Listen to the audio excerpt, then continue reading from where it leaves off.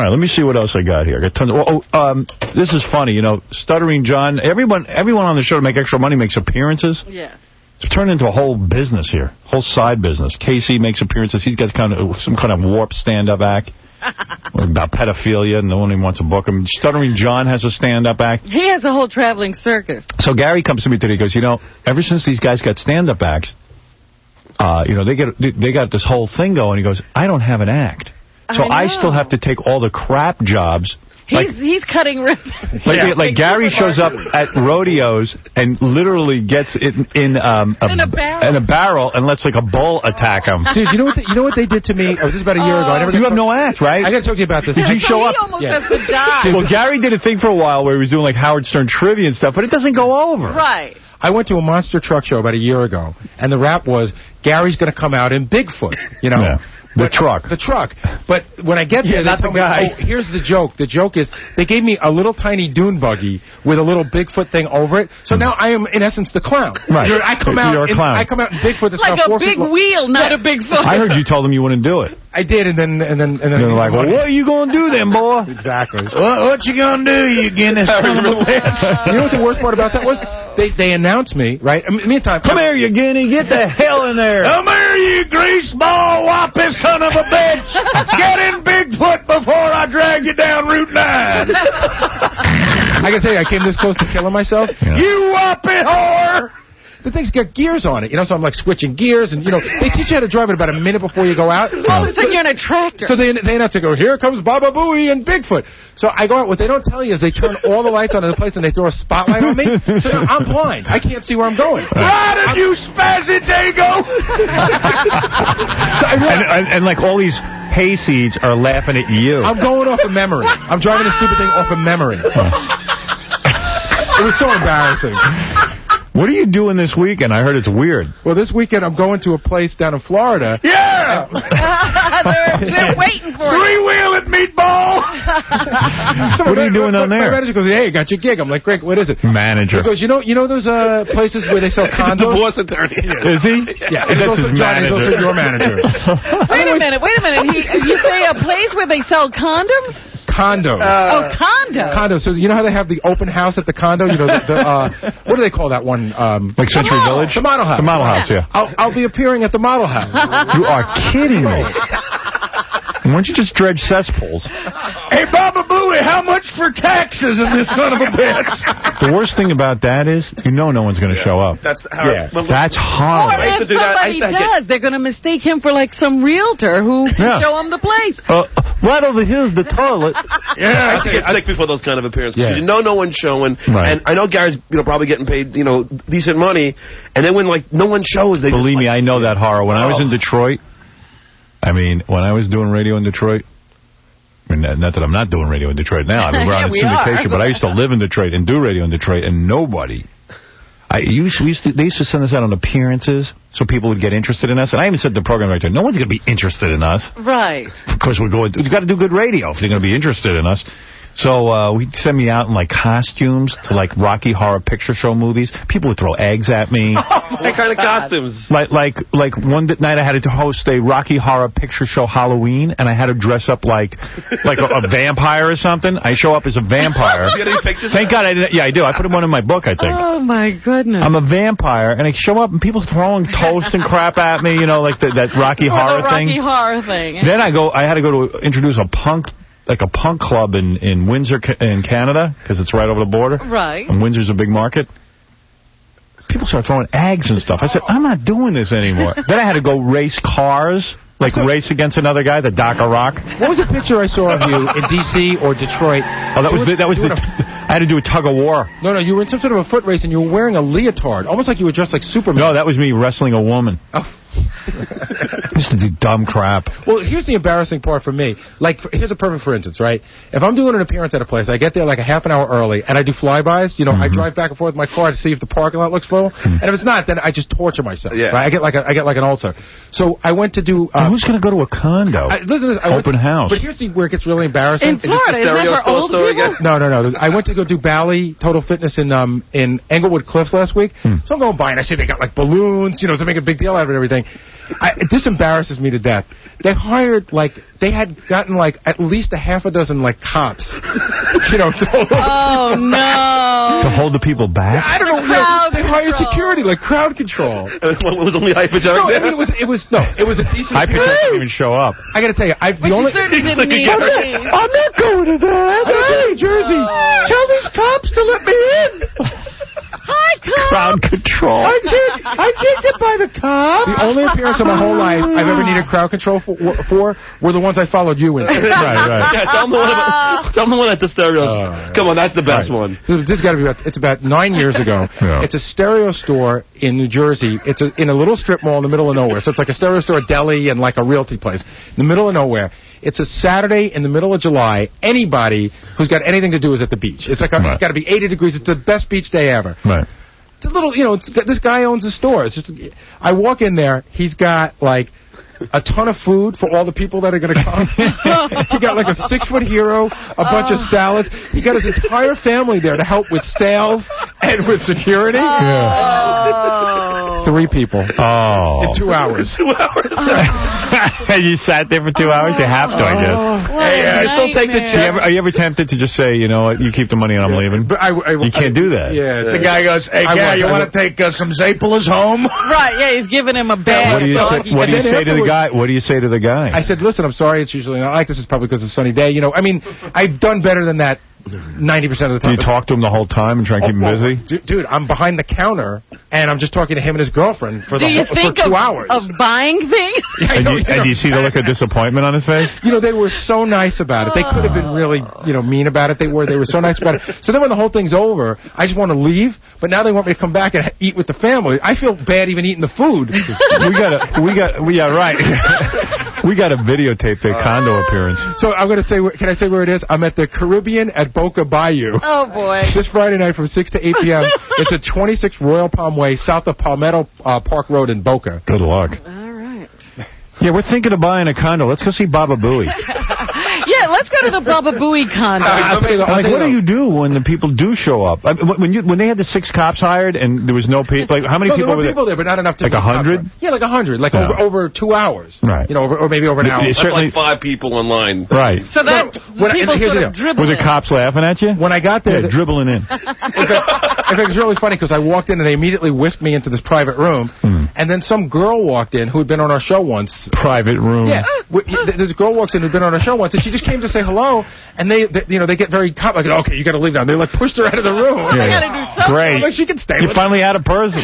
Remember the appearance he did where he had a big sledgehammer and he had to like start busting up a car? That was at a monster truck show. I had to do one of those in Detroit because everybody hated foreign cars in Detroit. Right. I had to go smack a Toyota or something. I actually ended up in Time Magazine. It was like a big deal that I did. Well, that was because it was news-related. Can I say the worst one ever, Howard? The worst gig ever? I predict more people are going to show up for my rabbit at Petland today to go see Lucky. Yeah, hire a cop for that. The worst gig ever. Hire a cop for the rabbit. Do appearances with Lucky. There you go. Why don't you bring Lucky? You want to get Lucky. I'm afraid Lucky might be kidnapped by John. Yeah, there you go. Gary and Howard Stern's rabbit. You were lucky because she had cheat stories. You ought to adopt a rabbit. Would take a rabbit on a plane? Yeah. Dude, at least it's something for people to look at. Hey, there's Lucky, that rabbit Howard rescued. Hey, Baba Booey, where's that goddamn rabbit? I got to take Hey, Baba Booey, where's that goddamn rabbit? Can you imagine, Howard? I'm staying in 2 different hotels. I'm staying in one hotel on Friday and one on Saturday. I got to take the rabbit on the plane. I got to transfer hotels with it. I got to keep an eye on it. Dude, at least you have something to do. Better than nothing. Did you appear? I heard that you appeared at a Burger King with a clown. I appeared at a Burger King at a clown with John. With me. We did a Burger King together, and then I appeared at a Burger King, and the marquee said, today, Gary Baba Booey, 2 to 4. Tomorrow, Pogo the Clown. You know what, Howard? You want to see something funny? In L.A., we did an appearance at Bally's Fitness, okay? And when they lined up a table where us to sit to sign stuff, was a whole line of people who just worked out, getting ready to see us. And John said, Moto's Larry to get us Burger King. Oh, yeah. Oh, he's eating Burger King. We're in the middle of Bally's. I'm eating a Whopper. That's funny. I'm sorry. I didn't want to grab. I got mayonnaise on it. But the worst gig I ever did in the history of all gigs, and I told them this wasn't going to work. Remember, Car Cash? I don't know if they're still on with us. Yeah. But Car Cash is a place where you go to sell your car. In essence, it's a garage on 11th Avenue. Right. That's what it is. I mean, it's a good place to go sell your car. Right. Saturday from noon to 2, it's pouring rain out, okay? And I'm in a garage on 11th Avenue. Yeah, that made no sense. One guy, and the one guy that showed up had a million things and was not leaving. Right. He showed up at 5 after 12 and stayed till 2, and I had to talk to him for 2 hours. Yeah, well, at least you had something to do. But you know what? No, he was busy with them. He was so creepy, he was weirding them out. What did Car Cash think was going to happen? Like, people going to drive to Car Cash to see you? I once did an appearance at Staten Island at Roy Roger. It was me and Barney. Yeah. How many people? I bet you more people showed up for Barney. Yeah, he outdrew me. You got to be booked into the right venue. Hey, Baba Booey, this here's a nice condo. I hear there's a bunny somewhere here. Hey, John, you're on the air. Yeah, Howard, how you doing? Hey. Hey, Gary's not the only one that nobody shows up. I felt sorry for him, but it was Fred about a couple of years ago. I went to see him at this, Boodle's Opera House in Chester. Mm-hmm. And I was counting the people, and by the time he started, there was only about, 10 people there. There you go. Yeah, I went to see Fred one night. There was about... He's good and everything, but there was nobody there. I went to see Fred in Brooklyn one night. There was about 7 people there. Yeah? And all I know is Fred ignored me. I was sitting there jamming. I brought about 8 people with me. I'm getting a rabbit. The audience. Yeah, you need a rabbit. Seriously, Gary, if you toured with the rabbit, people would go. I'm not kidding. He's got to bring the rabbit to Boca. You got to go get that rabbit. Imagine my rabbits in Boca this weekend. And then, yesterday he was in the park abandoned. Now he's in Boca. Now he's doing a tour in Boca. Now he's getting first place. Baba Booey. And he's like, put me back in the park, goddammit. He's going to hang himself. Hey, Baba Booey, could you take a picture of my wife and the rabbit? Howard, you know what the other weird thing is that people show up and say and do really inappropriate stuff. Because, again, I'm just there to talk to people. So people come and say, hey, your teeth aren't that big, and they think they're complimenting me and everything. Oh, you're not as fat as I thought. But I was at this Burger King, and this guy was a plumber. And you know that there's a big plastic ring that you put on the bottom of your toilet? I don't know if you know about this, but when you put your toilet on the ground, there's a big rubber ring. Right. The guy goes, hey, he pulls it out. It's wrapped in plastic. It's brand new. He wanted me to bite it. He said, could you please bite the ring? Why? I said, no. He wanted my teeth indentation in the ring. Oh. And I said, no. And he started making a big scene about it. Yeah, but hey, man, I came... What is the case? Yeah, you're talking about weird stuff you do for money and stuff like that. One time, I had to judge a male hot body contest. Yeah. I thought it was going to be like a joke when I got there. But when I get there, they got a checklist. I got to check off guys' hair, their teeth, their packages and stuff like that. You like it, admit it. Did you ever see Casey's appearance on that soap opera? No, I missed that. He was in a scuba outfit. What you need to see is Casey's appearance on some really odd commercial where they shave your body hair. Where's that airing? I showed that to you. It was an infomercial on it was a product. I got to see that. Yeah. I don't remember seeing it. I showed it to you. It's Casey's the guy. What are they doing it, by the way? What do you mean? How do they shave your body hair? Well, it's a product you just put on there. It's like you rub it on there. Like Nair? Yeah, it's just, and I did it in an infomercial. It's on it. But you didn't think I was good in the guiding light, man? It was just so funny. Casey walks in with Scooper. I don't understand the plot. You walked in. Oh, I saw it. You walk into a scene in scuba gear. What is he doing in scuba gear? It's so funny. A deer in the headlights. Robin, it's the kind of scuba gear where you get like a nun's habit. You can only see Casey's face. Right. Did they hire you as a goof because you work here, or? No, I auditioned for that part. Yeah. It was, what was your line again? Okay, there were 2 cops there, right? Right. And they were looking for this dead girl in the water. And I supposedly just got out of the water. That's why I had the scuba gear on. You're not wet, by the way. No, but it's so lame. What's your line? What's your line? It was it's a scarf. It's a scarf. So he walked maybe it's the victims, and someone can ID it. He walked into the scene. They had to be. He looked like Frankenstein. Dude, did he have those flippers on his feet? Yeah, and I don't know. There was a sound stage that made tons of noise. You hear thump, thump, thump, thump, and he walks in, like that. You gotta see it, Rob. He's the frog man. And it's just horrible. No, dude, you're the worst. No, they had a 100-pound tank. And I thought I was going to have to carry that, too, because those things are really heavy. They had the oxygen in, but actually they made me put it next to me, but I had to carry along the thing that came with it, and that made a lot of noise, too. Yeah, you were making tons of noise when you entered the scene. I thought it was a goof. It's a scarf. Jacob, you're on the air. Yes, I heard Artie and Stuttering John at New Rock last night, or Saturday night, rather. and they weren't funny at all. Stuttering John has no material. Really? Because I saw him in Vegas. He was pretty good. I saw them. I was there that night. They were funny. They weren't funny at all. First show or second? Wait a minute, you're lumping Artie into that? Poor Artie. Was it the first show or the second show? Because I could tell you that they drink like crazy, but the second show they could have been The loaded. second show, they were all gone.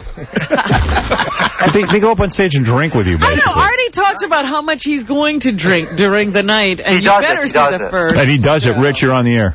Hey, Howard, I saw the both of them at the show in New Rock. They were hammered. Artie almost fell off the stage. Oh. Not to mention, one of my friends came from the back hallway and smelled pot coming from a room, and then Artie walked out. Oh, please. When I was in Vegas, I was smelling tons of pot all over that place.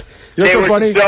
It's not that they weren't funny. They were funny and all, but they were friggin' hammered. Well, first of all those guys go back there and they drink and they smoke and then they walk out on stage. I don't know how to even do the show. I didn't smoke any weed. No, I didn't smoke but maybe any weed. you didn't. Artie, you're the main culprit in that whole thing over there. He's the biggest drinker of us all. The biggest drinker I've ever I know. I saw him on stage chug-a-lugging Jack and Waters. And tequila Artie, shots. what is that all about? No. Dude, why don't you... Gee, Artie, can't you drink responsibly? But I mean, he's supposed to be doing a show, not drinking. That is the show. The show is watching him get hammered. We were doing a joke. Artie and Nick DiPaolo have 40 years of comedy experience between them, yet John's the highest paid guy in the bill because he does a chugula contest. Yeah, I don't get the whole business arrangement there, but God bless you, John. I'll tell you that I went to the dressing room, whatever you want to call it, after the show, between the first and the second show, and there's a bunch of people back there, and there were these guys that I assumed were friends of John's, and then I realized they were the guys with the pot. Hey, Howard. Yeah. Howard, you got any games for me to play? No.